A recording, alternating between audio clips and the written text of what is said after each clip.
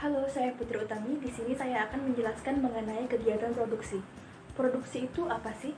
Produksi merupakan kegiatan pemanfaatan faktor produksi dengan tujuan menambah kegunaan atau menghasilkan barang dan atau jasa untuk memenuhi kebutuhan hidup manusia.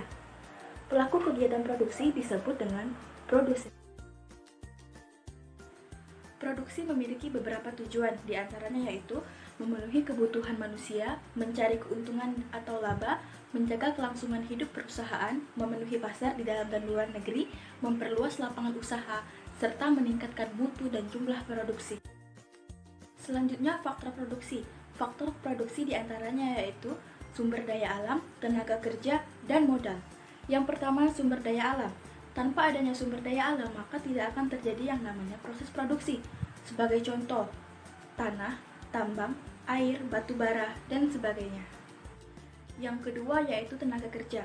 Tenaga kerja merupakan tenaga dari manusia yang mengelola sumber daya alam tersebut atau biasa disebut dengan sumber daya manusia. Tenaga kerja dibagi menjadi dua, yaitu berdasarkan sifat dan kemampuan. Berdasarkan sifat dibagi lagi menjadi dua, yaitu tenaga kerja jasmani yang menggunakan kekuatan fisik seperti kuli bangunan dan pengangkut barang, serta tenaga kerja rohani yang banyak menggunakan akal pikiran seperti guru dan penulis. Sedangkan berdasarkan kemampuan dibedakan menjadi tiga, yaitu tenaga kerja terdidik seperti dokter dan guru, tenaga kerja terampil seperti perias dan penjahit, serta tenaga kerja tidak terdidik seperti tukang cangkul. Yang ketiga, modal. Modal dibagi menjadi 4, yaitu berdasarkan sifat, sumber, kepemilikan, dan bentuk. Berdasarkan sifat ada dua, yaitu modal tetap yang dapat digunakan berkali-kali seperti mesin dan kendaraan, lalu modal lancar yang habis pakai seperti bensin dan minyak.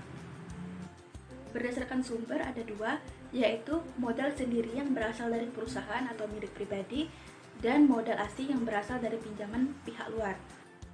Berdasarkan kepemilikan ada dua, yaitu modal individu misalnya rental dan sewa kontrakan, dan modal umum yang berasal dari pemerintah untuk kepentingan bersama misalnya pasar dan lapangan.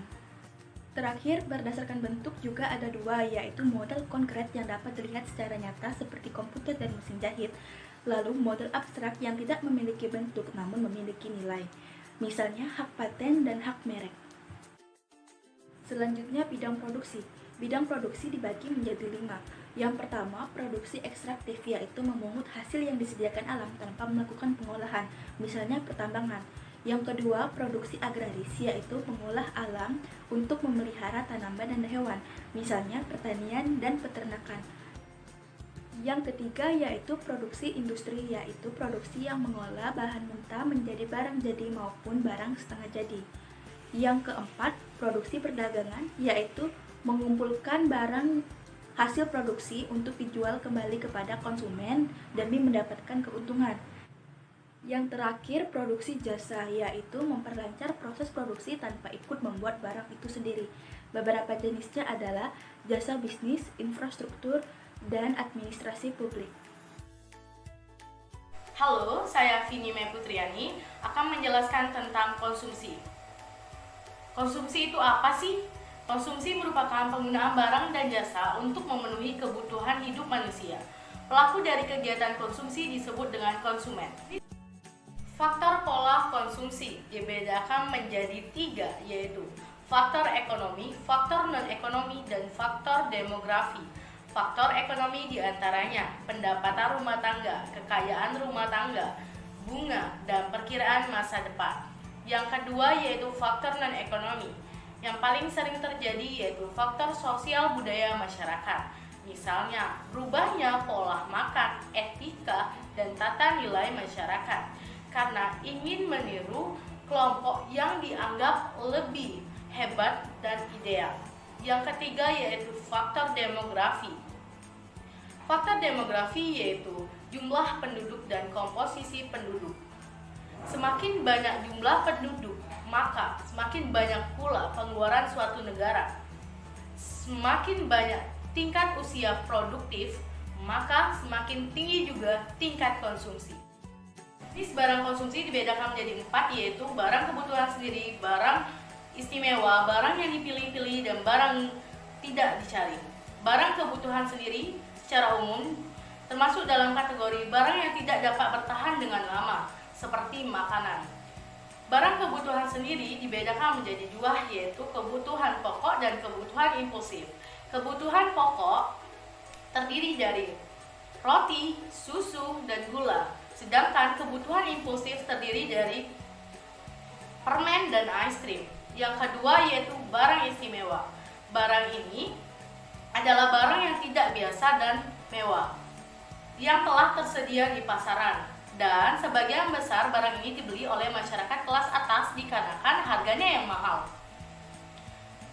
Barang ini bukan termasuk dalam kebutuhan, tetapi atas keinginan pribadi, seperti mobil dan emas. Yang ketiga yaitu barang yang dipilih-pilih. Konsumen dengan sengaja meluangkan waktu dan usahanya untuk membandingkan barang satu dengan barang yang lainnya yang sedang bersaing. Dilihat dari kualitas, harga, dan modelnya, seperti pakaian, tas, dan sepatu. Yang terakhir yaitu jenis barang yang tidak dicari. Barang ini sudah terdapat di pasaran, tetapi hanya sedikit konsumen yang membelinya, karena tidak terfikirkan oleh masyarakat, karena tidak atau belum membutuhkannya, seperti alat pemadam kebakaran. Halo, saya Melda Karima. Di sini saya akan menjelaskan tentang kegiatan distribusi. Distribusi itu apa sih? Distribusi merupakan kegiatan penyampaian barang atau jasa dari produsen kepada konsumen. Kemudian, pelaku kegiatan distribusi juga biasa disebut dengan distributor. Distribusi memiliki 9 fungsi utama. Yang pertama yaitu informasi. Saluran ini mengumpulkan informasi terkait dengan pelanggan, pesaing, dan pemasok. Yang kedua yaitu promosi. Kegiatan promosi ini dapat berupa pembagian kupon, sampel, paket harga, maupun hadiah. Yang ketiga yaitu negosiasi. Pada negosiasi ini berhubungan dengan tawar-menawar. Yang keempat adalah pemesanan. Saluran distribusi ini mengirimkan informasi pada pemasok mengenai kebutuhan konsumen. Yang kelima yaitu pembiayaan yang berhubungan dengan permintaan dan penyebaran dana.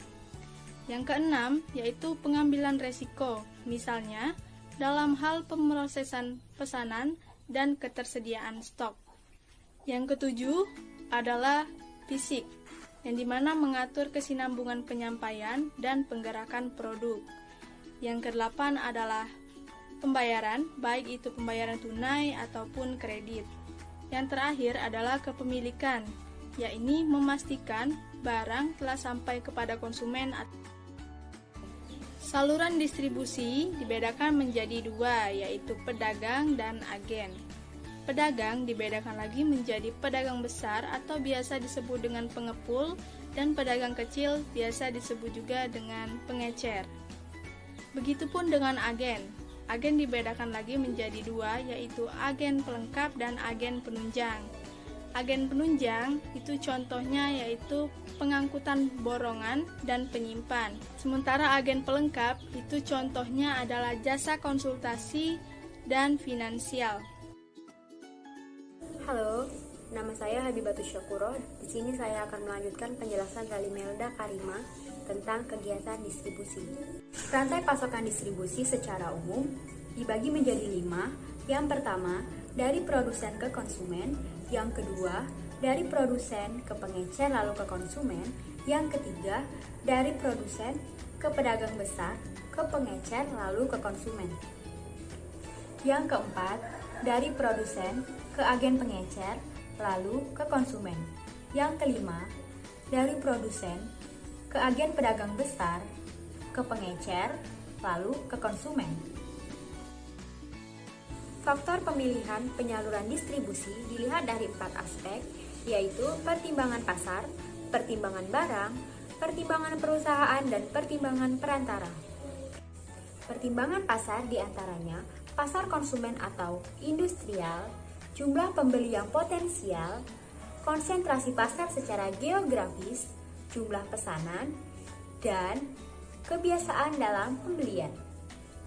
Pertimbangan barang diantaranya nilai unit, berat dan besarnya barang, mudah rusaknya barang, sifat teknis, barang standar dan pesanan, serta luasnya lini produk. Pertimbangan perusahaan meliputi sumber pembiayaan, pengalaman dan kemampuan manajemen, pengawasan saluran, serta pelayanan yang dilakukan oleh penjual. Pertimbangan perantara diantaranya pelayanan yang diberikan oleh perantara, kegunaan perantara, sikap perantara terhadap kebijakan yang diberikan oleh produsen, volume penjualan maupun ongkos. Demikianlah penjelasan dari kelompok kami mengenai kegiatan produksi, konsumsi, dan distribusi. Semoga bermanfaat. Terima kasih telah menyaksikan.